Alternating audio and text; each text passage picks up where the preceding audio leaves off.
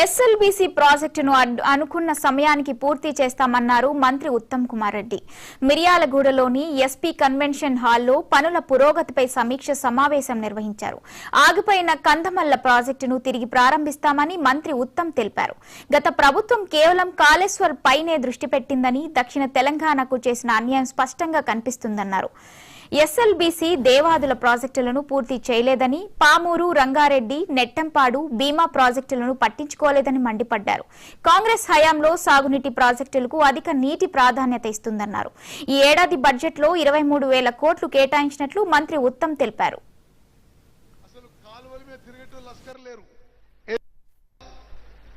Irrigation శాఖకి గత 10 ఏళ్లుగా చాలా బలహీనపడ్డది. కొత్త రిక్రూట్మెంట్ లేదు, కొత్త ఇన్ఫ్రాస్ట్రక్చర్ లేదు, కొత్త ఇనిషియేటివ్స్ లేవు. ప్రస్తుతం మన ప్రభుత్వం వచ్చిన తర్వాత 1100 మంది, ముందు 700 మంది ఇంజనీర్లు తీసుకున్నాం, మళ్ళీ 400 మంది ఇంజనీర్లు తీసుకొని మొత్తం 1100 మంది ఇంజనీర్లతో ఇరిగేషన్ శాఖ బలపడే విధంగా ముందుకు పోతున్నాము. అదేవిధంగా గతంలో అసలు కాలువల మీద తిరిగేటోళ్ళు లస్కర్ లేరు. ఎస్కేప్లు, షట్టర్లు, గేట్లు చాలా ప్రమాదకరమైన పరిస్థితి చేరినాయి.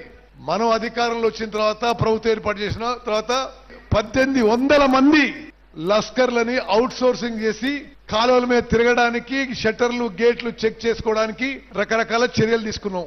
ప్రస్తుతం ఉన్న మన కాంగ్రెస్ ప్రభుత్వంలో ముఖ్యమంత్రి రేవంత్ రెడ్డిగా, ఉప ముఖ్యమంత్రి బట్టి విక్రమార్క, కేబినెట్ మంత్రులందరం కూడా ఇరిగేషన్ శాఖకి అధిక ప్రాధాన్యత ఇచ్చి ఈ సంవత్సరం బడ్జెట్ లో 23,000 కోట్లు కేటాయించడం జరిగింది. మన నల్గొండ జిల్లా విషయంలో ఎస్ఎల్బీసీ టనల్ విషయంలో కొంత సెట్ బ్యాక్ అయిన మాట వాస్తవం.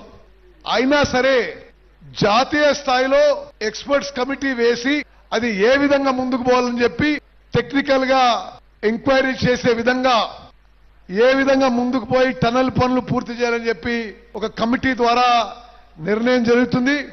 తప్పకుండా ఉమ్మడి నల్గొండ జిల్లా ప్రజల ఆకాంక్ష మేరకు ఏదో విధంగా ఈ మా టర్మ్ లో ఎస్ఎల్బీసీ టనల్ పనులు పూర్తి చేస్తామని చెప్పి నేను సభాముఖంగా మనం